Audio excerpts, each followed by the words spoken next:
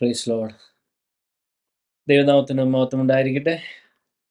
വീണ്ടും നമുക്ക് ഒരുമിച്ച് ദൈവത്തിൻ്റെ സന്നിധിയിൽ കൂടി വരുവാൻ ദൈവം നൽകിയ കൃപയ്ക്കായി ദൈവത്തെ സ്തുതിക്കുന്നു. കൂടി വന്നിരിക്കുന്ന ഓരോരുത്തരോർത്ത് ദൈവത്തെ സ്തുതിക്കുന്നു, നന്ദി പറയുന്നു. നമുക്ക് വേഗം തന്നെ നമ്മുടെ വചന പഠനത്തിലോട്ട് കടക്കാം. കാരണം കുറച്ച് ഏറെ പോർഷൻ ഇന്ന് നമുക്ക് കംപ്ലീറ്റ് ചെയ്യുവാനുണ്ട്. നമ്മൾ കഴിഞ്ഞ ആഴ്ചകളിലൊക്കെയും പഠിച്ചു വരുന്ന കാര്യം വളരെ ഇമ്പോർട്ടൻ്റ് ആയ ഒരു ആസ്പെക്റ്റാണ്. നമ്മൾ അതിൻ്റെ അടിസ്ഥാനം റോമാലേഖനം 7-ാം അധ്യായം, റോമാലേഖനം 8-ാം അധ്യായം. റോമാലേഖനം 7-ാം അധ്യായത്തിലെ ആ സ്റ്റാറ്റസിൽ നിന്ന് റോമാലേഖനം 8-ാം അധ്യായത്തിൽ, അതായത് ആത്മാവിൽ നടത്തപ്പെടുന്ന ഒരു അവസ്ഥയിലോട്ട് പ്രാക്ടിക്കലി എങ്ങനെ വരുന്നു എന്നുള്ള ഒരു പഠനത്തിലാണ് നമ്മൾ. അതിന് നമ്മൾ ഇതുവരെ പഠിച്ച എല്ലാ കാര്യങ്ങളും കഴിഞ്ഞ 3 അതിൻ്റെ ക്ലാസ്സുകളുണ്ടായിരുന്നു. 3 ക്ലാസ്സുകളും വളരെ ഇമ്പോർട്ടൻ്റ് ആണ്. അത് ഡീപ്പായിട്ട് നമ്മൾ ശ്രദ്ധയോടെ പരിശുദ്ധാത്മാവിൻ്റെ സഹായത്തോടുകൂടെ അതിനെ ധ്യാനിച്ച് നമ്മളത് പഠിച്ചു കഴിഞ്ഞാൽ നമ്മൾ ചിന്തിച്ച കാര്യങ്ങളൊക്കെയും യഥാർത്ഥമായി നമ്മളെ ജഡത്തിൻ്റെ ഇൻഫ്ലുവൻസിൽ നിന്ന് മാറ്റി ആത്മാവിൻ്റെ കൺട്രോളിൽ തന്നെ നടത്തുവാൻ ഉതകുന്ന ഒരു കാര്യമാണ്. അപ്പോൾ അതിൻ്റെ അവസാനത്തെ ഒരു പോർഷനായിട്ട് ഞാൻ അത് തോന്നുന്നു. കാരണം ആസ് ഓഫ് നൗ അതാണ് ദൈവം എനിക്ക് വെളിപ്പെടുത്തിയിരിക്കുന്നത്. ഇനി ഫർദറായിട്ട് എന്തെങ്കിലും ഉണ്ടെങ്കിൽ പിന്നീട് ദൈവം വെളിപ്പെടുത്തും ആയിരിക്കും. നമ്മൾ കഴിഞ്ഞ ആഴ്ചക്കാലം പറഞ്ഞ് നിർത്തിയ കാര്യം ഒന്നുകൂടെ ഞാൻ എല്ലാവരുടെയും ഓർമ്മയ്ക്ക് വേണ്ടി ഒന്ന് പറയുവാൻ ആഗ്രഹിക്കുന്നു.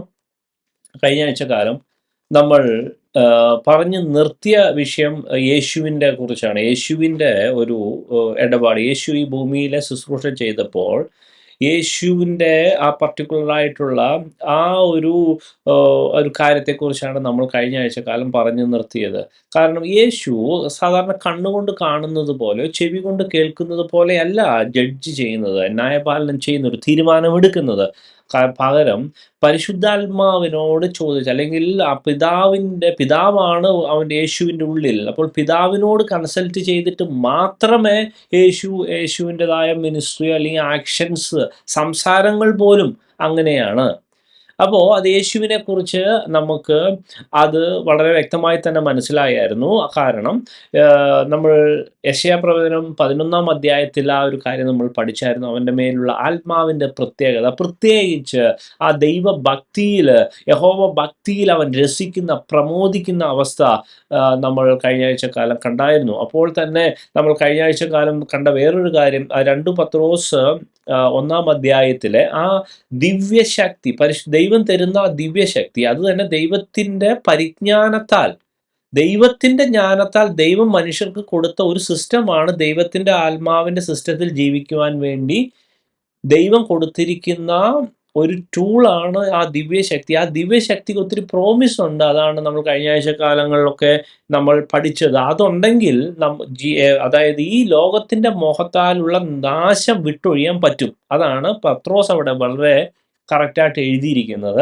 അപ്പം നമ്മളത് യേശുവിൻ്റെതായ കാര്യത്തിലോട്ട് ചേർത്ത് വെച്ച് പഠിച്ചപ്പോൾ അത് യേശുവിൻ്റെ ജീവിതത്തിൽ നമ്മൾ അത് യഥാർത്ഥമായി നമുക്ക് കാണുവാൻ കഴിഞ്ഞു.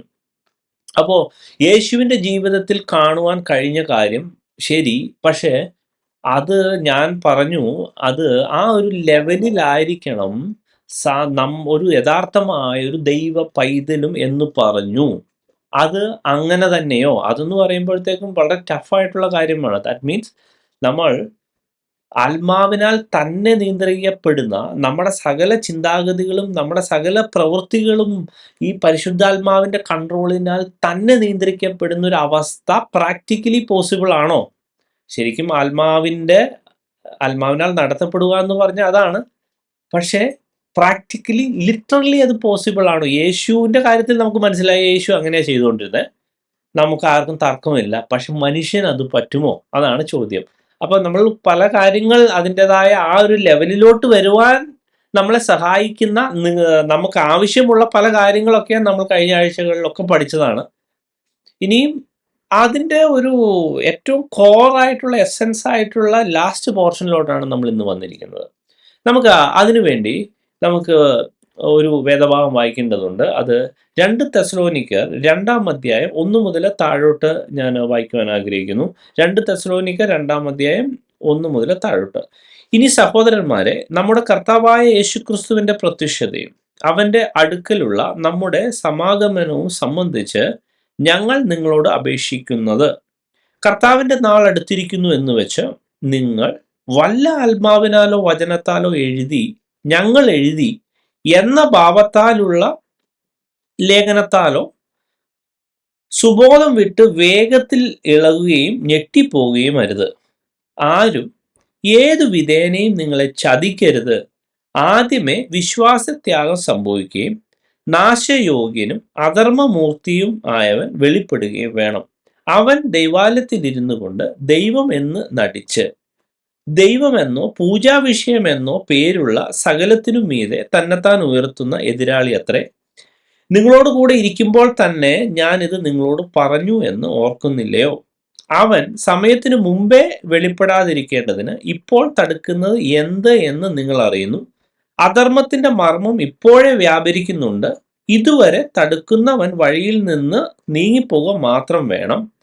അപ്പോൾ അധർമ്മമൂർത്തി വെളിപ്പെട്ടു വരും. അവനെ കർത്താവായ യേശു തൻ്റെ വായിലെ ശ്വാസത്താൽ ഒടുക്കി തൻ്റെ പ്രത്യക്ഷതയുടെ ഭാവത്താൽ നശിപ്പിക്കും. അധർമ്മമൂർത്തിയുടെ പ്രത്യക്ഷത നശിച്ചു പോകുന്നവർക്ക് സാത്താന്റെ വ്യാപാര ശക്തിക്ക് ഒത്തവണ്ണം വ്യാജമായ സകല ശക്തിയോടും അടയാളങ്ങളോടും അത്ഭുതങ്ങളോടും അനീതിയുടെ സകല വഞ്ചനയോടും കൂടെ ആയിരിക്കും. അവർ രക്ഷിക്കപ്പെടുവാൻ തക്കവണ്ണം സത്യത്തെ സ്നേഹിച്ച് കൈക്കൊള്ളായികയാൽ തന്നെ അങ്ങനെ ഭവിക്കും. സത്യത്തെ വിശ്വസിക്കാതെ അനീതിയിൽ രസിക്കുന്നവർക്കും ന്യായവിധി വരേണ്ടതിന് ദൈവം അവർക്ക് ഭോഷ്ക് വിശ്വസിക്കുമാറ് വ്യാജത്തിന്റെ വ്യാപാര ശക്തി അയക്കുന്നു. നമ്മൾ ഈ വേദഭാഗം നമ്മൾ പഠിക്കുന്നതാണ്. നമുക്ക് സുപരിചിതമാണോ എന്ന് ചോദിച്ചാൽ എനിക്കറിയില്ല. നമ്മൾ ഈ വേദഭാഗം മെയിൻലി നമ്മൾ പഠിക്കുന്നത് അന്ത്യകാലത്തിൻ്റെ ഒരു ലക്ഷണമായിട്ട് സാത്താൻ്റെ ഒരു ശരിക്കുമുള്ള ആ ലിറ്ററലായിട്ടുള്ള അവൻ്റെ ഈ സാത്താൻ്റെതായ അവസാനത്തെ ആ ഒരു ടേമിനെ കുറിച്ച് നമ്മൾ കൂടുതലായിട്ട് നമ്മൾ പഠിക്കുകയും അതിനെക്കുറിച്ചാണ് എഴുതിയിരിക്കുന്നത്. പക്ഷെ എങ്കിൽ കൂടിയും ചില കാര്യങ്ങൾ ഈ ഭാഗത്ത് നമുക്ക് പഠിക്കേണ്ടതുണ്ട്. ആ ഒരു കാര്യം നമ്മൾ ശ്രദ്ധിച്ച് പഠിക്കേണ്ടത് വളരെ അത്യാവശ്യമാണ്. നമ്മൾ ഈ പഠിച്ചു വരുന്ന ചിന്താഗതി, അല്ലെങ്കിൽ കുറച്ചുകൂടെ വ്യക്തമായി പറഞ്ഞാൽ കഴിഞ്ഞ ആഴ്ചക്കാലം നമ്മൾ പറഞ്ഞു നിർത്തിയ യേശുവിന് ഈ ആത്മാവിൻ്റെ ഒരു സിസ്റ്റത്താൽ തന്നെ നടത്തുകയാണ്. പിതാവ് അവനിൽ വസിച്ചിട്ട് അവൻ പിതാവിൻ്റെ പ്രവൃത്തി ചെയ്യുന്നു. അവൻ ഈ വിവേചിക്കുന്നത്, ജഡ്ജ് ചെയ്യുന്നത്, അവൻ തീരുമാനമെടുക്കുന്നത് കണ്ണുകൊണ്ട് കാണുന്നതോ ചെവി കൊണ്ട് കേൾക്കുന്നതോ അല്ല, പകരം പരിശുദ്ധാത്മാവിൻ്റെ ഒരു നിയന്ത്രണത്തിലാണ്. അപ്പോൾ അത് മനുഷ്യന്റെ കാര്യത്തിൽ എത്രത്തോളം ബാധകമാണ് എന്നുള്ള കാര്യം പഠിക്കുന്നതിന് വേണ്ടി ആണ് ഞാൻ ഈ വാക്യം വായിച്ചത്. അപ്പോൾ തന്നെ ഈ പറഞ്ഞ പർട്ടിക്കുലറായ കാര്യം അന്ത്യകാലത്തിൻ്റെ ഒരു പർട്ടിക്കുലറായിട്ടുള്ള ഒരു പ്രത്യേകിച്ച് അത് ദുഷ്ടനായവൻ വെളിപ്പെടുമ്പോഴുള്ള ഒരു കുറച്ച് കാര്യമാണെങ്കിൽ കൂടിയും ചില കാര്യങ്ങൾ പൗലോസ് ഇവിടെ പറഞ്ഞത് അത് മറഞ്ഞു കിടക്കുന്ന പൗലോസ് അല്ലെങ്കിൽ ബൈബിളിൽ അത് അതായത് എക്സ്പ്ലിസിറ്റലായിട്ട് പെട്ടെന്ന് റിവീൽ ചെയ്യപ്പെടുന്ന രീതിയിലല്ല എഴുതിയിരിക്കുന്നത്. പക്ഷെ നമുക്ക് ഇമ്പോർട്ടൻ്റ് ചില മറഞ്ഞാണ് കിടക്കുന്നത്. പക്ഷെ നമുക്ക് അതിൽ നിന്ന് ചില ഇമ്പോർട്ടൻ്റ് ആയിട്ടുള്ള ആശയം നമുക്ക് മസ്റ്റായിട്ട് നമ്മൾ പഠിക്കേണ്ടതുണ്ട്. അതിനകത്ത് നമ്മൾ ശ്രദ്ധിക്കേണ്ട കാര്യം ഇവിടുത്തെ 5-ാം വാക്യത്തിൽ എഴുതിയിരിക്കുന്നു. നോക്കിയേ, നിങ്ങളോട് കൂടെ ഇരിക്കുമ്പോൾ തന്നെ ഞാനിത് നിങ്ങളോട് പറഞ്ഞു എന്ന് ഓർക്കുന്നില്ലയോ? അപ്പോൾ പൗലോസ് ഉള്ള സമയത്ത് തന്നെ പൗലോസിന്റെ മിനിസ്ട്രിയിൽ ഈ കാര്യങ്ങളൊക്കെ പൗലോസ് തൻ്റെ സഭയോട് പറയുമായിരുന്നു. അത് മാത്രമല്ല, ഇവിടെ 8-ാം വാക്യത്തിൽ ഇങ്ങനെ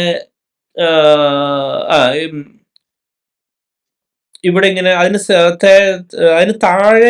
താഴോട്ടുള്ള വാക്യങ്ങൾ ഇങ്ങനെ എഴുതിയിരിക്കുന്നത്,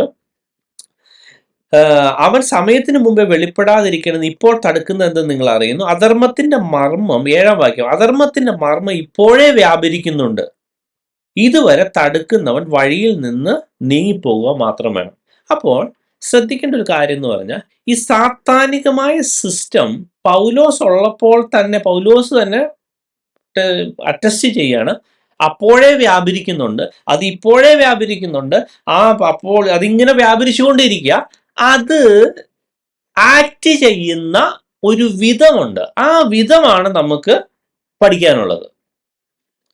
അതായത് അധർമ്മമൂർത്തിയായവന്റെ ഒരു പർട്ടിക്കുലർ ആയിട്ടുള്ള ഒരു മോഡസ് ഓഫ് ഓപ്പറാൻഡി ഉണ്ട്. അല്ലെങ്കിൽ അത് ചെയ്യുന്ന ഒരു വിശ്വാസിയിൽ എക്സിക്യൂട്ട് ചെയ്യുന്ന ഒരു പ്രത്യേകമായ ഒരു മെത്തഡോളജി ഉണ്ട്. ആ മെത്തഡോളജി നമുക്ക് പഠിക്കേണ്ടത് ആവശ്യമുണ്ട്. ഇനി ഞാൻ ഇന്ന് കഴിഞ്ഞ ആഴ്ച കാലം പറഞ്ഞ യേശുവിനെ കുറിച്ച് പറഞ്ഞ എന്താ, കണ്ണുകൊണ്ട് കാണുന്നതല്ല, ചെവി കൊണ്ട് കേൾക്കുന്നതല്ല യേശു ഒരു ഡിസിഷൻ എടുക്കാൻ വേണ്ടി, ജഡ്ജ് ചെയ്യാൻ വേണ്ടി ഉപയോഗിക്കുന്നത്. പകരം ആത്മാവ്, പിതാവ് അവനിൽ വസിച്ചിട്ട് പിതാവ് എന്ത് പറയുന്നു അത് മാത്രം പറയുന്നു, പിതാവ് എന്ത് ചെയ്യുന്നോ അല്ലെങ്കിൽ ചെയ്യാൻ പറയുന്നു അത് മാത്രം ചെയ്യുന്നു. അതല്ലേ പറഞ്ഞ്. സപ്പോസ് ഒരു വിശ്വാസി ആ ലെവലിൽ ആത്മാവിൽ ഉയർത്തപ്പെട്ട അതുപോലെ തന്നെ ജീവിക്കുന്ന വിശ്വാസി ഉണ്ടെന്ന് കൂട്ടിക്കോ, അങ്ങ് കൂട്ടുക. അതായത് ശരിക്കും യേശു അവൻ്റെ ഉള്ളിൽ വസിക്കുകയും അവൻ സ്വന്തമായി അവൻ്റെ മുമ്പിൽ എന്തൊക്കെ കാര്യം നടക്കും, ആരൊക്കെ എന്തൊക്കെ പറയോ എന്തൊക്കെ ചെയ്യുമ്പോഴും, അല്ലെങ്കിൽ എന്തൊക്കെ സാഹചര്യങ്ങൾ, ടെംപ്റ്റേഷനോ എന്തൊക്കെ രീതിയിൽ എന്തൊക്കെ വന്നാലും പുള്ളിക്ക് ഒരു പ്രശ്നവുമില്ല, അല്ലെങ്കിൽ പുള്ളി ആ ഒരു ലെവലിൽ അല്ല എടുക്കുന്നത്. പകരം അങ്ങനെ എന്ത് കാര്യം അവൻ്റെ മുമ്പിൽ വന്നാലും, പിതാവ് ദൈവമേ എന്താണ് ഞാൻ ചെയ്യേണ്ടത്, പരിശുദ്ധാത്മാവ് എന്താണ് ചെയ്യേണ്ടത്, അക്കോർഡിംഗ്ലി ഐ വിൽ ഡു, ഞാൻ അതനുസരിച്ച് ചെയ്യാം, അങ്ങനെ ചെയ്യുന്ന ഒരു വ്യക്തി ഉണ്ടെന്ന് കൂട്ടിക്കോ, അല്ലെങ്കിൽ അങ്ങനെ ഉണ്ട ഒരു അവസ്ഥയാണെന്ന് കൂട്ടിക്കോ. അങ്ങനെയുള്ള പെർഫെക്റ്റ് ആയിട്ട് ദൈവത്തിന്റെ ആത്മാവിനാൽ തന്നെ നടത്തപ്പെടുന്ന ജഡത്തിന്റെ ഈ പറഞ്ഞ അത് വ്യക്തമായതാണ്. കണ്ണുകൊണ്ട് കാണുകയും ഈ ചെവി കൊണ്ട് കേൾക്കുകയും ചെയ്യുന്നത് ജഡത്തിന്റെ ഇൻഫ്ലുവൻസിലല്ല ആള് നടക്കുന്നതെന്നാണ് അതിന്റെ ഒരു സിമ്പിൾ അർത്ഥം. ജഡത്തിൻ്റെതായ ഒരു ഇൻഫ്ലുവൻസിലല്ല അയാൾ നടക്കുന്നത്, പകരം പരിശുദ്ധാത്മാവിന്റെ ഇൻഫ്ലുവൻസിലാണ് നടക്കുന്നത്. അങ്ങനെ ഒരു വ്യക്തി ഉണ്ടെങ്കിൽ ആ വ്യക്തിനെ പിന്മാറ്റത്തിലോട്ട് അല്ലെങ്കിൽ ദൈവത്തിന്റെ സിസ്റ്റത്തിൽ നിന്ന് മാറ്റിക്കളയുന്നത് എങ്ങനെയെന്ന് പൗലോസ് ഇവിടെ ഒരു പ്രത്യേക രീതിയിൽ രേഖപ്പെടുത്തിയിട്ടുണ്ട്. വളരെ ഇമ്പോർട്ടൻ്റ് ആയ പോയിന്റാണ് ഞാൻ പറയുന്നത്. ഒരുവൻ യഥാർത്ഥമായ ആത്മാവിനാൽ നടത്തപ്പെടുന്ന ഒരു വ്യക്തിനെ എങ്ങനെ അവനെ ദൈവത്തിൻ്റെതായ സിസ്റ്റത്തിൽ നിന്ന് മാറ്റി സാത്താന്റെ സിസ്റ്റത്തിലോട്ട് കൊണ്ട് ചാടിക്കാമെന്ന് സാത്താൻ എടുക്കുന്ന ഒരു തന്ത്രമുണ്ട്. അത് ഇവിടെ പൗലോസ് എഴുതിയിട്ടുണ്ട്. അതെന്താന്ന് വെച്ചാൽ നമുക്ക് നോക്കാം. ഇവിടെ 3-ാം വാക്യത്തില് ഇങ്ങനെ എഴുതിയിരിക്കുന്നു, ആരും ഏതു വിധേനയും നിങ്ങളെ ചതിക്കരുത്, ആദ്യമേ വിശ്വാസത്യാഗം സംഭവിക്കുകയും നാശയോഗ്യനും അധർമ്മമൂർത്തിയുമായ വെളിപ്പെടുകയും വേണം. അപ്പോൾ ഫസ്റ്റ് സ്റ്റെപ്പ് സാത്താൻ ചെയ്യുന്ന എന്താണെന്ന് അറിയാവോ? ഇവനിൽ ഉള്ള ദൈവത്തിലുള്ള വിശ്വാസം ഈ പറഞ്ഞ വ്യക്തിയിൽ കുറയ്ക്കണം, അല്ലെങ്കിൽ അവിടെ വിശ്വാസത്യാഗം സംഭവിക്കുക എന്നുള്ളതാണ് സാത്താൻ ഏറ്റവും ഇമ്പോർട്ടൻ്റ് ആയി ചെയ്യുന്ന ഫസ്റ്റ് സ്റ്റെപ്പ്. അങ്ങനെയാണ്. ഇനി എന്താണ് വിശ്വാസം എന്ന് പറഞ്ഞാൽ, നേരെ നമ്മൾ യോഹന്നാന്റെ സുവിശേഷം 14-ാം അധ്യായത്തിൽ നമ്മൾ പഠിച്ച ആ ലെവലിലോട്ട് പോകണം. അതായത് അവിടെ ഇങ്ങനെ എഴുതിയിരിക്കുന്നു, നിങ്ങളുടെ ഹൃദയം കലങ്ങിപ്പോകരുത്, ദൈവത്തിൽ വിശ്വസിപ്പീൻ, എന്നിലും വിശ്വസിപ്പീൻ. അതിനുശേഷം പറയുന്നു, എൻ്റെ പിതാവിൻ്റെ പക്കൽ അവൻ ഇഷ്ടം പോലെ വാസസ്ഥലങ്ങളുണ്ട്, ഞാൻ പോയി അത് ഒരുക്കുവാൻ പോകുന്നു. അതായത് വെരി സിമ്പിളാണ് അവിടെ പറയുന്നത്. അതായത് നമ്മുടെ വിശ്വാസത്തിന്റെ ആ സ്ട്രെങ്ത് എന്താന്ന് വെച്ചാൽ, ഹല്ലേലൂയ, നമ്മൾ യഥാർത്ഥമായി നിത്യത വരെ എത്തിക്കാനുള്ള, പിതാവിന്റെ സന്നിധി വരെ എത്തിക്കാനുള്ള, ദൈവത്തോട് കൂടെ ഇരുത്തുവാനുള്ള ഒരു വലിയ വിശ്വാസമാണ് നമുക്ക് വേണ്ടത്. അപ്പൊ അത് വെറുതെ ആവത്തില്ല. കഴിഞ്ഞ ആഴ്ചക്കാലം ഞാൻ പറഞ്ഞായിരുന്നു, നമ്മളെ ഏത് മേഖലകളിലും ജയിപ്പിച്ചിട്ടാണ് ആ വിശ്വാസം. അവൻ അഗപ്പയുണ്ട്. അവൻ ഈ ലോകത്തെ ജയിക്കുന്നവനാണ്. അത് മാത്രമല്ല, ഹല്ലേലൂയ, അവനെ ഏൽപ്പിച്ച ഉത്തരവാദിത്തങ്ങളൊക്കെ ചെയ്യുന്നവനാണ്. ഹല്ലേലൂയ, ഒരു കോംപ്രമൈസും ചെയ്യാത്തവനാണ്.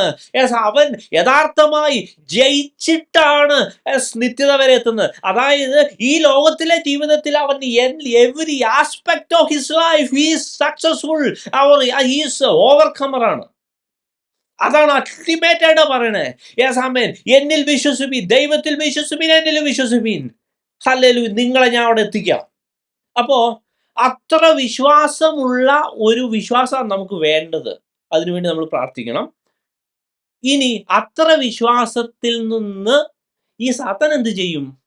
ഇവരെ പയ്യെ പയ്യെ വിശ്വാസം, ഒരു പ്രശ്നം അല്ലെങ്കിൽ എന്തെങ്കിലും ഒരു കാര്യം വരുമ്പോ നമ്മളത് കണ്ണുകൊണ്ടാണ് കാണുന്നെങ്കിൽ, ചെവി കൊണ്ടാ കേൾക്കുന്നെങ്കിൽ, പയ്യെ പയ്യെ ആ പ്രശ്നം, ഒയ്യോ ഇനി ഞാൻ എങ്ങനെ ജീവിക്കും, അല്ലെങ്കിൽ ഇതെന്ത് ഞാൻ ചെയ്യും, യെസ് ഈ രോഗം എന്നെ കൊണ്ടേ പോവുള്ളൂ, അല്ലെങ്കിൽ ഈ പ്രശ്നം എന്നെ കൊണ്ടേ പോവുള്ളൂ, എന്തൊരു കഷ്ടം. ഹല്ലേലൂയ. എന്താ എൻ്റെ അപ്പം പറഞ്ഞേ? Yes hallelujah. ഈ രോഗത്തിൽ ഒടുങ്ങാനുള്ളതല്ല. യെസ് എന്നെ കൊണ്ട് എന്തൊക്കെ കാര്യം ദൈവം വെച്ചിട്ടോ അത് മുഴുവൻ ചെയ്യും. യെസ് ആമേൻ. ഈ പ്രശ്നത്തിൽ ഒടുങ്ങാനുള്ളതല്ല ഞാൻ. യെസ് ആമേൻ. ഇതിൽ യെസ് ദൈവം എന്നെ ജയിപ്പിക്കും. യെസ് ആമേൻ. ഈ പ്രശ്നമോ ഈ പരീക്ഷയോ ഈ സാഹചര്യമോ യെസ് ആമേൻ യെസ് അത് അല്ല എന്നെ ഡിഫൈൻ ചെയ്യുന്നത്. പകരം ഹല്ലേലൂയ എന്നെ തെരഞ്ഞെടുത്ത, എന്നെ കല്ലാക്കിയവൻ ഹല്ലേലൂയ യെസ് ആമേൻ ഹല്ലേലൂയ എന്നെ നിത്യത വരെ യെസ് അവൻ കറക്റ്റായിട്ട് എന്നെ നടത്തുമെന്നുള്ള അടിയുറച്ച വിശ്വാസവും അതിനെതിരായിട്ട് പറയുന്ന പ്രവർത്തിക്കുന്ന അന്ധകാര ശക്തികളൊക്കെ മാറ്റി നിർത്തി അവനെ ബന്ധിച്ചിട്ട് മുന്നോട്ട് പോകുന്നൊരു സിസ്റ്റമാണ് യെസ് ദൈവം നമുക്ക് നൽകിയ സിസ്റ്റം. അപ്പോൾ ആ വിശ്വാസമാണ് സാത്താൻ കുറയ്ക്കാൻ നോക്കുന്നത്. ഇത് is not something very simple. നമ്മൾ അങ്ങനെ ചിന്തിക്കരുത്. നമുക്കൊരു പ്രശ്നം വരുമ്പോൾ, പ്രതികൂലം വരുമ്പോൾ സാത്താന്റെ ടാർഗറ്റ് നോക്കുക, സാത്താന്റെ ഒബ്ജക്റ്റീവ് നോക്കുക. യെസ് ആമേൻ. നമ്മളെ ഈ നിത്യതയിലാണ് യെസ് ആമേൻ ഹല്ലേലൂയ അവൻ ടാർഗറ്റ് ചെയ്യുന്നത്. നമ്മൾ ഓർക്കും ചില ചെറിയ സിമ്പിൾ ആണ്, ഈ കാര്യം അങ്ങ് ഒന്ന് കണ്ണടച്ചാൽ കുഴപ്പമില്ല. നോ, അങ്ങനെ അല്ല എൻ്റെ ഇടപാട്. സാത്താന്റെ ഒബ്ജക്റ്റീവ് അതല്ല. യെസ് ആമേൻ.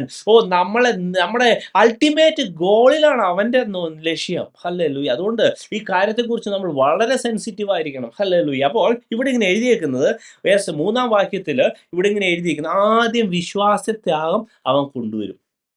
ഇനി അടുത്ത സെക്ഷൻ നോക്കണേ. 4-ാമത്തെ വാക്യം ഇങ്ങനെ എഴുതിയിരിക്കുന്നു, അതായത് 2 തെസ്സലോനിക്കർ 2:4 വാക്യം. അവൻ ദൈവാലയത്തിൽ ഇരുന്നു കൊണ്ട് ദൈവം എന്ന് നടിച്ച് ദൈവം എന്നോ പൂജാ വിഷയം എന്നോ പേരുള്ള സകലത്തിനും മീതെ തന്നെത്താൻ ഉയർത്തുന്ന എതിരാളി അത്രേ. ഹല്ലേലൂയ. ഇവിടെ ഇങ്ങനെ എഴുതിയിരിക്കുന്നു, അവൻ ദൈവാലയത്തിൽ ഇരുന്നും കൊണ്ട്. പ്രിയ ദൈവമക്കളെ, പുതിയ നിയമത്തിലെ ദൈവാലയം ആരാ? ഏതാ? നമ്മൾ ഓരോരുത്തരും. ജീസസ്. ഹല്ലേലൂയ. പുതിയ നിയമത്തിലെ ദൈവാലയം ഹല്ലേലൂയ നമ്മൾ ഓരോരുത്തരുമാണ്. ഇനി അവന്റെ സ്ട്രാറ്റജി നോക്കണേ. അവനിങ്ങനെ ദൈവാലയത്തിൽ ഇരുന്നു കൊണ്ട്, അതായത് ഒരു മനുഷ്യന്റെ ദൈവ പൈതലിന്റെ വിശ്വാസം കെടുത്തിയിട്ട് അവന്റെ ഉള്ളിൽ കയറി ഇരുന്നിട്ട് എന്താ ചെയ്യിപ്പിക്കണമെന്ന് അറിയാവോ? ദൈവം എന്ന് നടിച്ച് ദൈവം എന്നോ പൂജാ വിഷയമോ എന്നുള്ള 2 കാര്യം ഒരു വ്യക്തിയുടെ ഉള്ളിൽ അവൻ കയറിയിട്ട് ഹല്ലേലൂയ അവനെ തന്നെ ദൈവമാക്കും. അവനെ തന്നെ ദൈവമാക്കുക എന്ന് പറഞ്ഞാൽ ചില കാര്യമുണ്ട്. നമ്മൾ ഈ യേശുവിൻ്റെ ആ കൺസെപ്റ്റ് അനുസരിച്ചിട്ട് ആ രീതി നമ്മൾ ചിന്തിക്കണേ. ഇപ്പോ സപ്പോസ് യേശു തന്നെ ഒരു ഡിസിഷൻ എടുത്ത് അങ്ങ് ചെയ്യുവാന്ന് വെച്ചോ. അപ്പോ ഈ യേശു ക്ലെയിം ചെയ്യുന്നത് പോലെ പിതാവിൻ്റെ ഇഷ്ടമാണോ യേശു ചെയ്യണത്? അല്ലല്ലോ, യേശുവിൻ്റെ ഇഷ്ടമല്ലേ?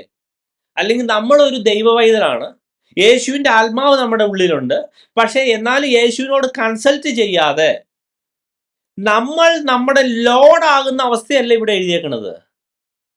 കുറച്ചുകൂടെ വ്യക്തമായി പറഞ്ഞ പ്രിയ ദൈവമക്കളെ, വെന്നവർ നമ്മൾ എപ്പോഴെങ്കിലും നമ്മൾ ഒരു തീരുമാനം എടുക്കുമ്പോൾ ശരിക്കും പറഞ്ഞ ഈ ലോഡ് എന്ന് പറഞ്ഞാൽ അവൻ ലോഡായിരിക്കണം, അല്ലെങ്കിൽ മാസ്റ്റർ എന്ന് പറഞ്ഞാൽ മാസ്റ്റർ ആയിരിക്കണം. അപ്പോൾ മാസ്റ്ററിൻ്റെ ഒരു കൺസൾട്ടേഷനോ വ്യക്തമായ ഒരു ഡയറക്ഷനോ ഇല്ലാതെ നമ്മൾ എപ്പോഴൊക്കെ തീരുമാനം എടുത്തോ നമ്മൾ നമ്മുടെ ലോഡായി. We become our God. It is a fact. നമ്മളൊന്ന് ആലോചിച്ച് നോക്കൂ. ഞാൻ ഒരാളുടെ അടിമയാണ്, ഒരാളുടെ സെർവൻ്റ് ആണെങ്കിൽ എന്ത് ഞാൻ ചെയ്യണം? അയാളോട് ചോദിച്ചിട്ട് എനിക്ക് ചെയ്യാൻ പറ്റുള്ളൂ.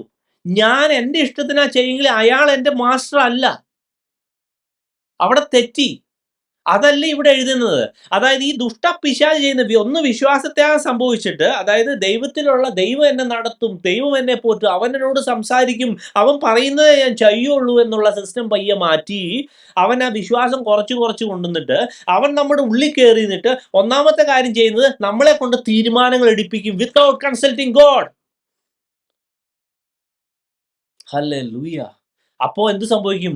നമ്മൾ നമ്മുടെ ദൈവമായി. ഹല്ലേലൂയ. പത്രോസ് യേശുവിനോട് പറയാണ്, നീ ക്രൂശിക്കപ്പെടേണ്ട, അതരുതേ എന്ന് പറയുന്നത്. ഹല്ലേലൂയ. അവന്റെ ലോഡായതാ, അല്ലാതെ പിതാവ് ആമേൻ അവന് വെളിപ്പെടുത്തി കൊടുത്ത സാധനം അല്ലത്. പിതാവ് വെളിപ്പെടുത്തിയത് വേറെയാണ്. പിതാവ് വെളിപ്പെടുത്തിയെടുത്ത് നീ ജീവനുള്ള ദൈവത്തിന്റെ പുത്രനായ ക്രിസ്തു എന്ന് പറഞ്ഞത് പിതാവ് വെളിപ്പെടുത്തി കൊടുത്തതാണ്. ഹല്ലേലൂയ.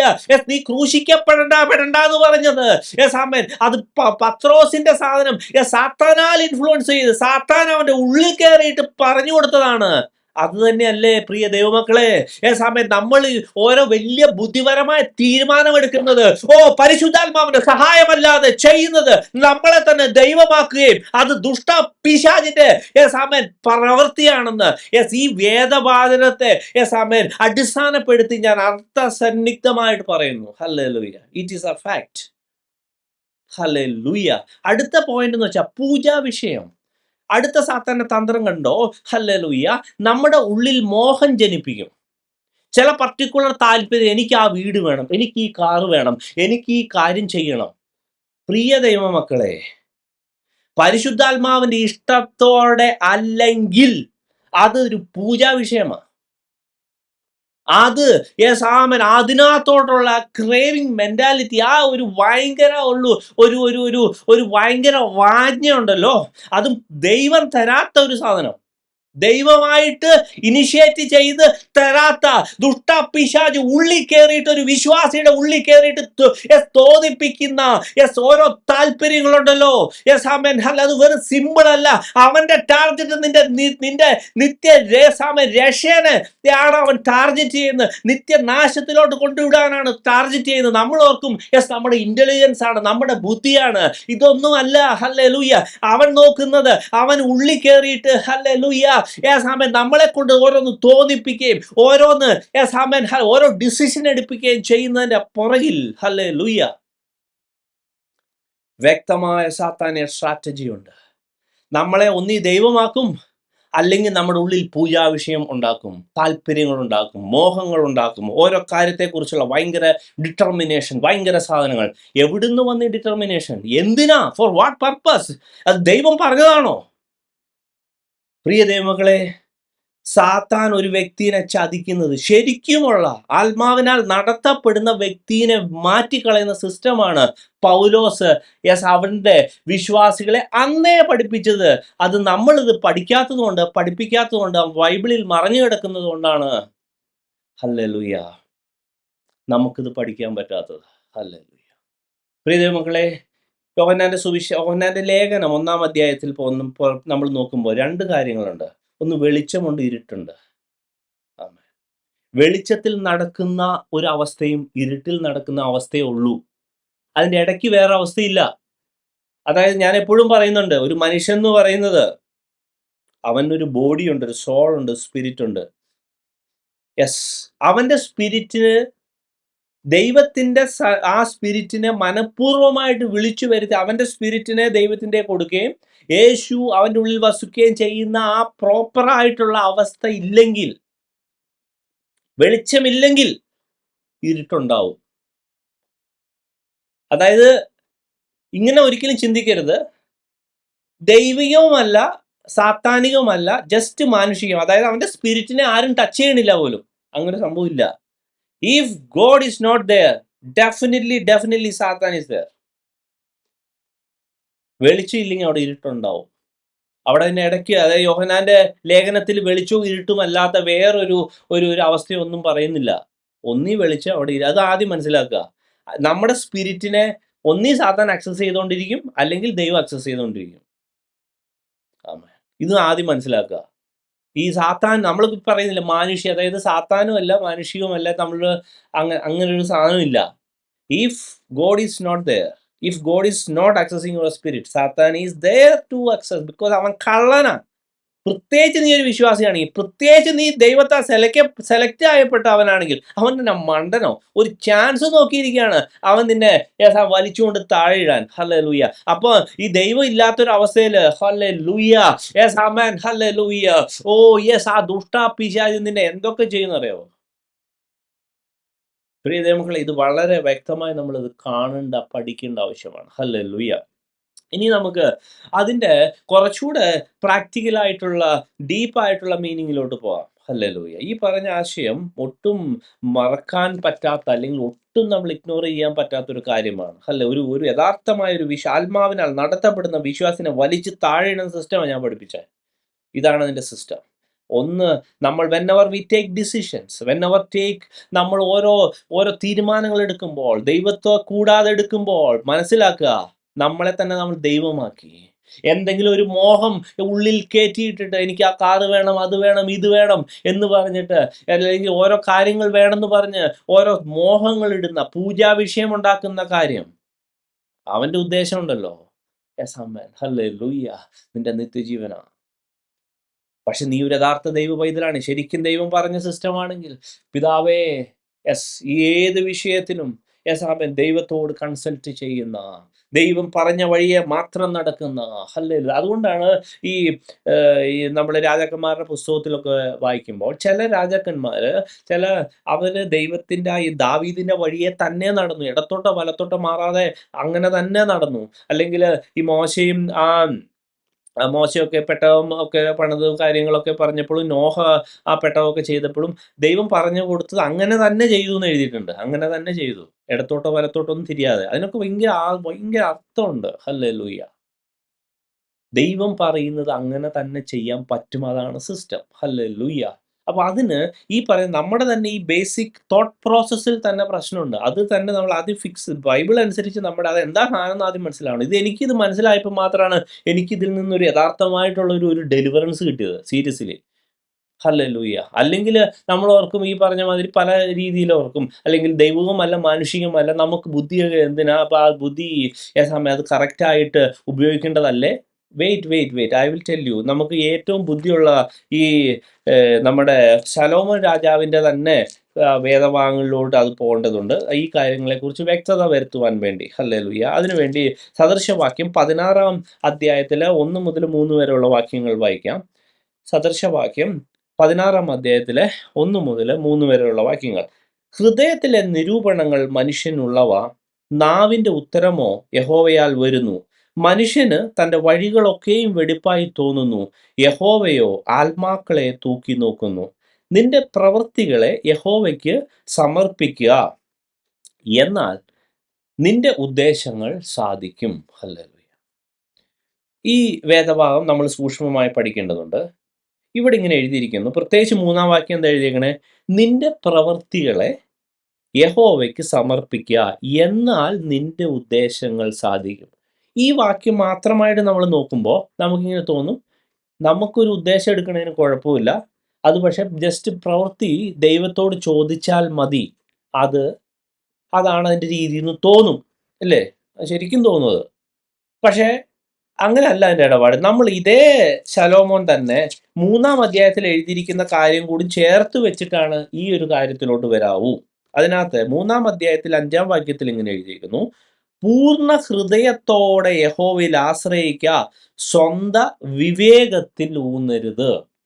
ഹല്ലേലൂയ. അപ്പോൾ ഈ നമ്മുടെ പ്ലാൻ നമ്മുടെ വിവേകത്തിൻ്റെ പുറത്താണ് എടുത്തിട്ടുണ്ടെങ്കിൽ അത് തെറ്റാണ്, കട്ട് ചെയ്ത് കളയണം. അതല്ല എൻ്റെ ഇടപാട്. പകരം നമ്മളിപ്പോൾ യെസ് ആമേൻ, ഹല്ലേലൂയ, ഈ പൗലോസിൻ്റെ ആ ടീച്ചിങ്ങിലും യേശുവിൻ്റെ ടീച്ചിങ്ങിലും പറഞ്ഞതുപോലെ, നമ്മൾ ഒരു താല്പര്യം, ഒരു ആശയം നമുക്ക് വരുന്നത്, അല്ലെങ്കിൽ നമുക്കൊരു പ്ലാൻ ഉണ്ടാവുന്നത് ശരിക്കും പറഞ്ഞ ദൈവത്തിൽ നിന്നായിരിക്കണം. ഹല്ലേലൂയ. വചനത്തിൽ നിന്നായിരിക്കണം, ദൈവത്തിക സിസ്റ്റത്തിൽ നിന്നായിരിക്കണം, അല്ലാതെ നമ്മുടെ ബുദ്ധിയിൽ, നമ്മുടെ വിവേകത്തിൽ നിന്നായിരിക്കരുത്. അങ്ങനെ തന്നെയാണ് ഇവിടെ ശലോമോൻ തന്നെ, ഏറ്റവും ബുദ്ധിയുള്ള ശലോമോൻ തന്നെ പറയുന്നത്. കാരണം നിന്റെ എല്ലാ വഴികളിലും അവനെ നനച്ചുകൊള്ളുക. ശരിക്കും ഉള്ള ട്രാൻസ്ലേഷൻ അറിഞ്ഞുകൊള്ളുക എന്നുള്ള. We should know God's plan in all our ways and he will make our path straight. നിനക്ക് തന്നെ നീ ജ്ഞാനിയായി തോന്നരുത്. യഹോവയെ ഭയപ്പെട്ട് ദോഷം വിട്ടുമാറുക. അതായത് നമ്മുടെ ജ്ഞാനത്തിനെ ബേസ് ചെയ്ത്, നമ്മുടെ വിവേകത്തിനെ ബേസ് ചെയ്ത് തീരുമാനമെടുക്കുവാൻ ഒരു വിശ്വാസിക്ക് അനുവാദമില്ല. ദൈവത്തിൻ്റെ കൺസൾട്ടേഷൻ ഇല്ലാതെ, പരിശുദ്ധാത്മാവിൻ്റെ ഡയറക്ഷൻ ഇല്ലാതെ, ദൈവികമായ വചനത്തിൻ്റെ സിസ്റ്റം അല്ലാതെ, അല്ലെങ്കിൽ ദൈവികമായ ഒരു സിസ്റ്റത്തിലല്ലാതെ നമുക്ക് ഇഷ്ടം പോലെ പ്ലാൻ ചെയ്യാനോ അതനുസരിച്ച് പ്രവർത്തിക്കാനോ അനുവാദമില്ല. ഇനി നമുക്കത് കുറച്ചുകൂടെ വ്യക്തമായി നമുക്ക് മനസ്സിലാകണമെങ്കിൽ, ഈ ദാനിയേലിൻ്റെ പുസ്തകത്തിൽ 9-ാം അധ്യായത്തിൽ ഒരു കാര്യം കാണുന്നു. ഈ ദാനിയേല് അതിൻ്റെ 2-ാം വാക്യം, അവൻ്റെ വാഴ്ചയുടെ 1-ാം ആണ്ടിൽ തന്നെ ദാനിയേൽ എന്ന ഞാൻ യെരൂശലേമിന്റെ ശൂന്യാവസ്ഥ 70 സംവത്സരം കൊണ്ട് തീരുമെന്നിങ്ങനെ യഹോവയുടെ അരുളപ്പാട് യെരമ്യാ പ്രവാചകന് ഉണ്ടായ പ്രകാരം ഒരു കാലസംഖ്യ പുസ്തകങ്ങളിൽ നിന്ന് ഗ്രഹിച്ചു. അപ്പോൾ ദൈവം അവൻ്റെ ഉള്ളിൽ പുസ്തകങ്ങളിൽ നിന്ന് ഒരു ആശയം ഗ്രഹിപ്പിച്ചു. ഇസ്രായേലിനൊരു വിടുതലുണ്ടാവും, അടിമത്തത്തിൽ നിന്നൊരു വിടുതലുണ്ടാകും. അതാണ് ആശയം. ഇനി ആ വിടുതൽ അങ്ങനെ ഉള്ളാകുന്ന ആശയം പക്ഷെ എങ്ങനെ എക്സിക്യൂട്ട് ചെയ്തു, അതിനുവേണ്ടി അവൻ ഉപവസിച്ചു, പ്രാർത്ഥിച്ചു. അപ്പോൾ എപ്പോഴും ഇത് ശ്രദ്ധിക്കുക. ഈ പറഞ്ഞ നമ്മൾ സദൃശവാക്യം 16-ാം അധ്യായത്തിലോട്ട് തിരിച്ചു പോവുകയാണെങ്കിൽ 3-ാം വാക്യത്തിലെ ആശയം ഇങ്ങനെയാണ്: നമ്മുടെ ഉദ്ദേശം, നമ്മുടെ plan, make sure it is originated from God. ദൈവത്തിൻ്റെ സിസ്റ്റത്തിൽ നിന്ന് ഒറിജിനേറ്റ് ചെയ്തു എന്ന് ഉറപ്പാക്കുക. അത് മസ്റ്റാണ്. ആമേൻ. എന്നിട്ട് ഈ ഒരു കാര്യം എക്സിക്യൂട്ട് ചെയ്യണമെങ്കിൽ, നടക്കണമെങ്കിൽ അതിനകത്ത് 2 ആസ്പെക്റ്റ് ഉണ്ട്. ഒന്ന്, ആ കാര്യത്തെക്കുറിച്ചുള്ള വാഞ്ച, താല്പര്യം, ഒരു ക്ലാരിറ്റി, ഒരു ആശയം. 2, അത് ആക്ച്വലി ഇംപ്ലിമെൻറ്റേഷൻ. അപ്പം ആക്ച്വലി ആ ഒരു കാര്യത്തെക്കുറിച്ചുള്ള ആശയത്തിൻ്റെ സോഴ്സ് ദൈവമായിരിക്കണം എന്ന് നമുക്കത് ഉറപ്പാക്കേണ്ടത് ആവശ്യമുണ്ട്. ഒരു വിശ്വാസി അത് ഉറപ്പാക്കണം. 2, ഒരു ആശയമുണ്ടെന്ന് പറഞ്ഞ് കാര്യം സാധിച്ചില്ല. കാര്യം സാധിക്കണമെങ്കിൽ അതിനുവേണ്ടി പ്രാർത്ഥിക്കുകയും ചിലപ്പോൾ ഉപവസിക്കുകയും വേണ്ടി വരും. ദൈവമേ, ഇത് നടത്തി നൽകണമേ, ഇത് നടത്തേണ്ട വിധം എന്താ? യെസ്, ഇതിൻ്റെ I will instruct you and teach you the way in which you should go. I will guide you with my I. Yes, ഇതെങ്ങനെ ഞാൻ ദൈവമേ ഇത് ഇംപ്ലിമെൻറ്റ് ചെയ്യാൻ സഹായിക്കണമേ, ഈ വഴിയിൽ എന്നെ നടത്തണമേ, ഈ കാര്യം എൻ്റെ ജീവിതത്തിൽ സാധിപ്പിച്ച് നൽകണമേ. അങ്ങയുടെ ആശയം എനിക്ക് മനസ്സിലായി, ആ ആശയം എനിക്ക് എക്സിക്യൂട്ട് ചെയ്യുവാൻ ഉള്ള ജ്ഞാനം നൽകണമേ, എന്നെ സഹായിക്കണമേ. യെസ്, അതെന്താ ഞാൻ ചെയ്യേണ്ടത്, എന്താ അതിൻ്റെ സ്റ്റെപ്പ് എന്നൊക്കെ ദൈവത്തിൻ്റെ സന്നിധിയിലോട്ട് അങ്ങ് ഇരുന്ന് ചോദിച്ച് പ്രാർത്ഥിച്ച് മേടിച്ചിട്ട് അങ്ങ് ചെയ്യുക. അതാണ് യഥാർത്ഥമായ സിസ്റ്റം. ഹല്ലേലൂയ. ഇനി നമുക്ക് വേഗം തന്നെ ഈ പ്രോവർബ് 16 തന്നെ പിന്നെയും പോയി കഴിഞ്ഞാൽ 2-ാമത്തെ വാക്യം, ഈ 2-ാമത്തെ വാക്യം 3-ാമത്തെ വാക്യം ശരിക്കും പറഞ്ഞൊരു വിശ്വാസി പ്രത്യേകമായി ശ്രദ്ധിക്കേണ്ട ഒരു കാര്യമാണ്. മനുഷ്യന് തൻ്റെ വഴികളൊക്കെയും വെടിപ്പായി തോന്നുന്നു, യഹോവ അവൻ്റെ ആത്മാക്കളെ തൂക്കി നോക്കുന്നു. അത് നമ്മൾ ഇതിനു മുമ്പേ വളരെ ഡീറ്റെയിൽ ആയിട്ട് എടുത്തതാണ്. ഒത്തിരി അതുകൊണ്ട് ഞാൻ 2-ാമതായിട്ട് ഞാൻ റിപ്പീറ്റ് ചെയ്യുന്നില്ല. കാരണം അൾട്ടിമേറ്റ്ലി നമ്മളത് വളരെ ഇമ്പോർട്ടൻ്റ് ആയ വേദഭാഗമാണ്. നമ്മുടെ സ്പിരിറ്റ് ദൈവത്തിൻ്റെ കയ്യിലായിരിക്കണം. ആ സോഴ്സ്, നമ്മുടെ സ്പിരിറ്റ് എങ്ങനെയാണ്, അതായത് നമ്മുടെ സ്പിരിറ്റിനകത്ത് ഞാൻ പറഞ്ഞായിരുന്നു, അതിനകത്ത് ആശയം ഇത്രയാണ്, എസെൻസായ ആശയം ഇതാണ്. നമ്മുടെ സ്പിരിറ്റിനെ അക്സസ് ചെയ്തിരിക്കുന്നത് സാത്താനാണെങ്കിലും നമ്മുടെ സ്പിരിറ്റ് അക്സസ് ചെയ്തിരിക്കുന്നത് ദൈവമാണെങ്കിലും നമുക്കത് ശരിയാണെന്നേ തോന്നുള്ളൂ. നമുക്ക് വരുന്ന ആശയം അത് ശരിയാണെന്നേ തോന്നുള്ളൂ. അതുകൊണ്ടാണ് എഴുതിയേക്കുന്നത്, മനുഷ്യന് തൻ്റെ വഴികളൊക്കെയും വെടിപ്പായി തോന്നുന്നു, പക്ഷേ യഹോവ ആത്മാക്കളെ നോക്കുന്നു. ഈ ആത്മാവ് ഏത് ആത്മാവിലാണ് ഇവനെ ഇത് തീരുമാനം എടുത്തത്, ഏത് ആത്മാവാണ് ഇവനെ ഈ കാര്യം തോന്നിപ്പിച്ചത് എന്നാണ് ദൈവം നോക്കുന്നത്. അപ്പം ആ ആശയത്തിലാണ് അടുത്ത വാക്യം എഴുതേണ്ടത്. അതായത് നിന്റെ ആത്മാവ് യഹോവയിലായിട്ട് വേണം നിനക്കൊരു ആശയം വരാൻ. അതല്ലാതെ അന്ധകാര ശക്തിയും നമ്മൾ ഈ പൗലോസിന്റെ കാര്യത്തിൽ പഠിച്ച അവൻ നമ്മുടെ ഉള്ളിൽ കയറി നിന്നിട്ട് നമ്മളെ കൊണ്ട് തീരുമാനം എടുപ്പിക്കുന്നു. ഉള്ളിൽ കയറി നിന്ന് തീരുമാനം എടുപ്പിക്കുന്നു. ഭയങ്കര പ്രശ്നമല്ലേ? അല്ലെങ്കിൽ ഉള്ളിൽ കയറുന്നത് മോഹം ജനിപ്പിക്കുന്നു. ഇതല്ലേ പ്രശ്നം? അതുകൊണ്ടാണ് ഈ ദൈവം ലോഡാന്ന് പറഞ്ഞ് ഈ ദൈവം നമ്മുടെ ഉള്ളിൽ ഇരുന്നുകൊണ്ട് ദൈവം തീരുമാനമെടുപ്പിക്കണം.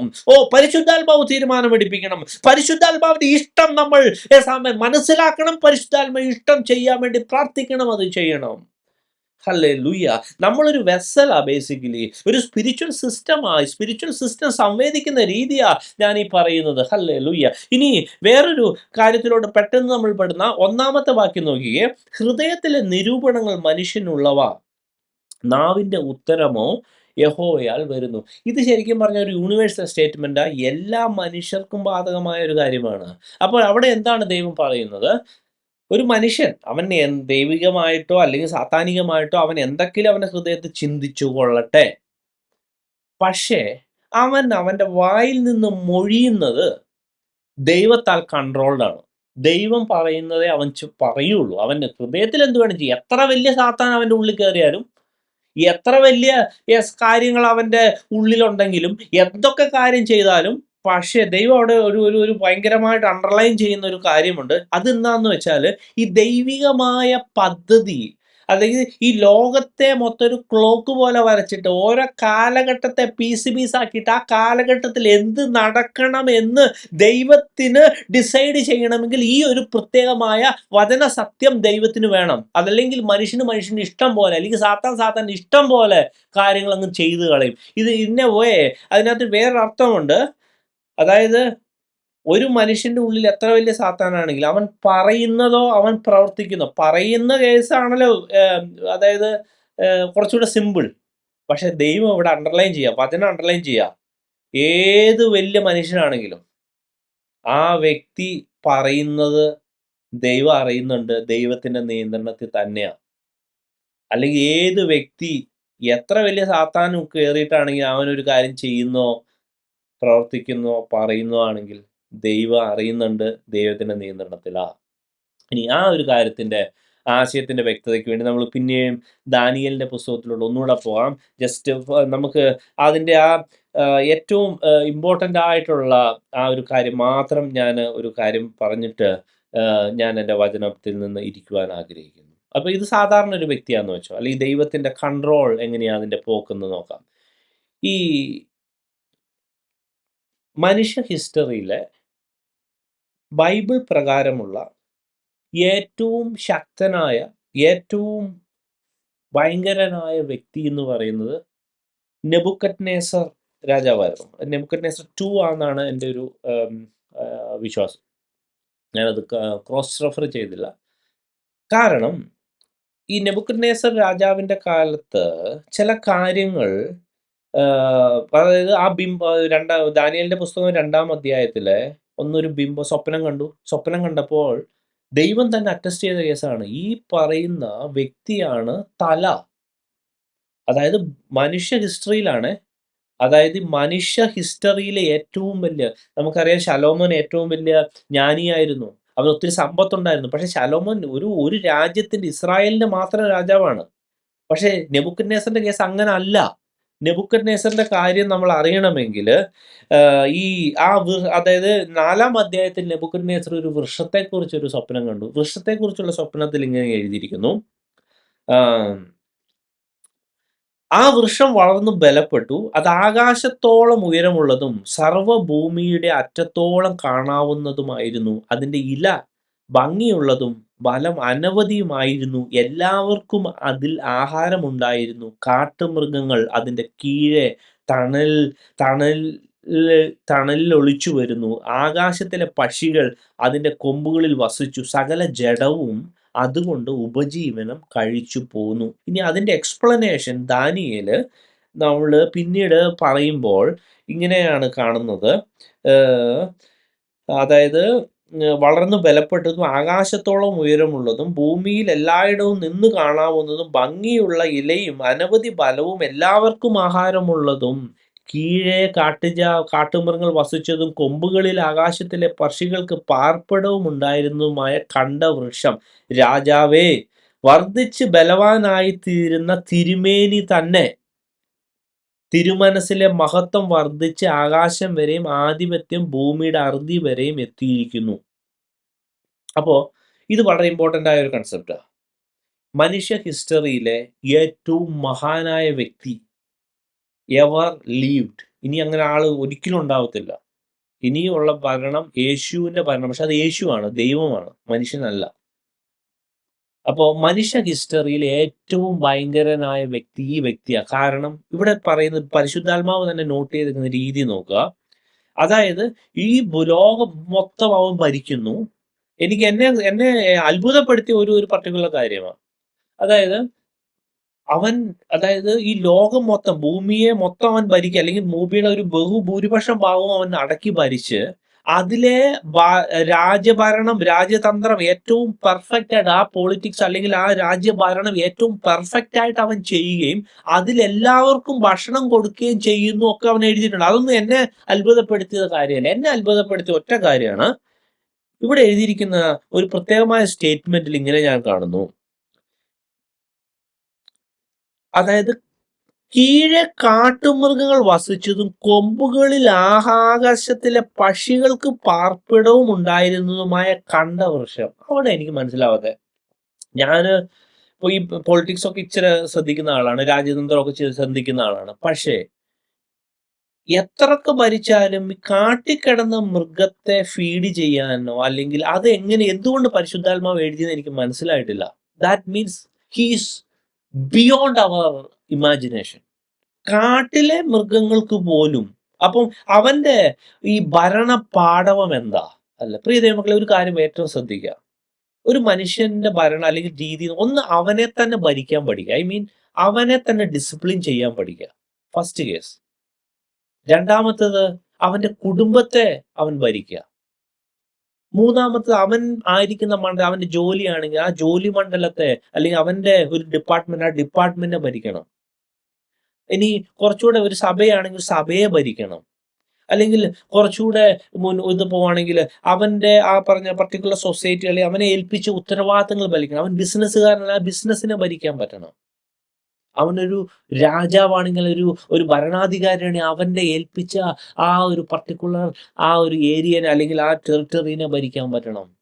ഇപ്പോൾ നമുക്കറിയാം ട്രംപ് ഒക്കെ ഭരിക്കുന്ന രീതി, ഈ ഓരോ രാജാക്കന്മാരല്ലെങ്കിൽ കൂടിയും ഭരണാധികാരി ഭരിക്കുന്ന രീതി നമുക്കറിയാം. ഇപ്പോഴത്തെ രീതിയായിട്ട് കൺസെപ്റ്റ് ചെയ്യേണ്ട, അല്ലെങ്കിൽ കമ്പയറും ചെയ്യേണ്ട, അത് പോട്ടെ. കാരണം ഇപ്പോഴത്തെ ഡെമോക്രാറ്റിക് എന്ന് ഒരു ഒരു ഒരു ഒരു സംഭവം ആണെങ്കിൽ കൂടി അന്ന് അങ്ങനെയല്ല.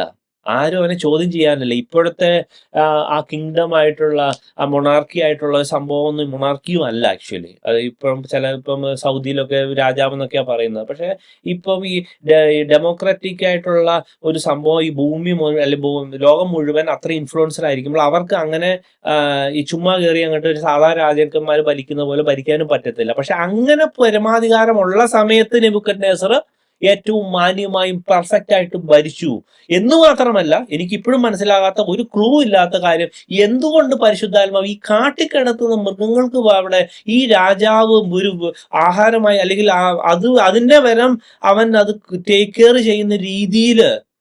അതായത് ഇപ്പൊ നമുക്കറിയാലോ, ഈ പ്രത്യേകിച്ച് ഞങ്ങളൊക്കെ ഈ ചില ബിസിനസിന്റെ ചില ആക്ടിവിറ്റീസിൽ ഈ വൈൽഡ് ലൈഫുമായിട്ട് ബന്ധപ്പെട്ട, അതായത് വന്യമൃഗങ്ങളുടെ പ്രശ്നങ്ങൾ കേരളത്തിലൊക്കെ ഇല്ലേ? വന്യമൃഗങ്ങൾ അതായത് നാട്ടിലോട്ട് വരുന്നില്ലേ? കാരണം എന്താ? കാട്ടില് ഭക്ഷണമില്ല. പക്ഷേ ആ രാജാവിന്റെ സ്ഥാനത്ത് ഈ ഭൂമിയിലുള്ള സകല കാട്ടിലും ഭക്ഷണം ഉണ്ടായിരുന്നു. You take in that sense, that much capable of the entire earth. അതുകൊണ്ടാണ് ഞാൻ പറഞ്ഞ ആ വ്യക്തിയാണ് ഏറ്റവും വലിയ രാജാവ്. എന്നിട്ട് ആ വ്യക്തി, ഹല്ലേലൂയ, നമ്മുടെ ദൈവത്തെ, നമ്മൾ വിളിക്കുന്ന ദൈവം ആണ് അത്യുന്നതനെന്ന് കൺഫേം ചെയ്യിപ്പിക്കേണ്ട വന്നു. കാരണം ഹല്ലേലൂയ, അവന്റെ മനസ്സിൽ നിഗളം തോന്നിയപ്പോൾ എൻ്റെ അപ്പൻ അതപ്പൊ ഞാൻ എന്തുകൊണ്ടാണ് ദൈവം എഴുതിയെന്ന് വെച്ചാൽ ഈ മനുഷ്യനെ അതായത് റെഫർ ചെയ്താൽ മതി എൻ്റെ ഹ്യൂമൻ ഹിസ്റ്ററിയിൽ. അവനെക്കാളും വലിയൊരു മനുഷ്യനില്ല, ഉണ്ടാവത്തുമില്ല. ആ മനുഷ്യനെ നമ്മൾ മലയാളത്തിൽ ഇഷ്ടായിണ്ണ വരപ്പിച്ചു എന്ന് പറയില്ലേ, അങ്ങനെ വരപ്പിക്കാൻ പറ്റുന്ന ഒരു ദൈവമാണ് നമ്മുടെ ദൈവം. ഹല്ലേലൂയ. ആ താല്പര്യമുള്ളവര് ആ ദാനിയേലിന്റെ പുസ്തകം 4-ാം അധ്യായം മുഴുവൻ വായിക്കുക.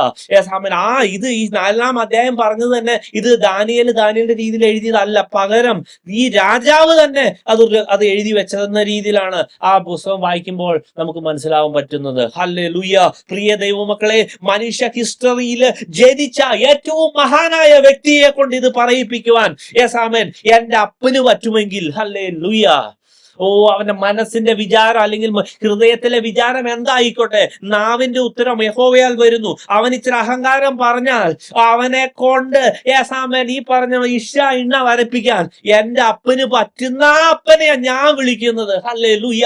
അപ്പൊ എന്റെ ബുദ്ധി അല്ല, അവന്റെ ബുദ്ധിയാ വലുത്. എന്റെ ശക്തിയല്ല, അവന്റെ ശക്തിയാണ് വലുത്. ഹല്ലേലൂയ. ആ ദൈവത്തെ, അവനാണ് ലോഡ് എന്ന് പറഞ്ഞാൽ എന്റെ തീരുമാനം ഞാൻ എടുക്കുന്ന തീരുമാനമല്ല. അപ്പാ, സർവശക്തനാകുന്ന ദൈവമേ, അങ്ങ് പറയുന്നത് എന്താണെന്ന് കേൾക്കാൻ ഞാൻ താല്പര്യപ്പെടുന്നു. അങ്ങനെ ഭരിക്കണമേ, അങ്ങനോട് പറയണമേ, അങ്ങനെ നടത്തണമേ എന്നുള്ള ആ സമർപ്പണമാണ് പ്രിയ ദൈവമക്കളെ യഥാർത്ഥ ക്രിസ്ത്യൻ ലൈഫ്. അങ്ങനെ ഒരു ക്രിസ്ത്യൻ ലൈഫ് ഉണ്ട്. അതാണ് ആത്മാവിനാൽ നടത്തപ്പെടുന്നത്. ഈ വചനങ്ങളാൽ ദൈവം നമ്മളെ അനുഗ്രഹിക്കുമാറാകട്ടെ.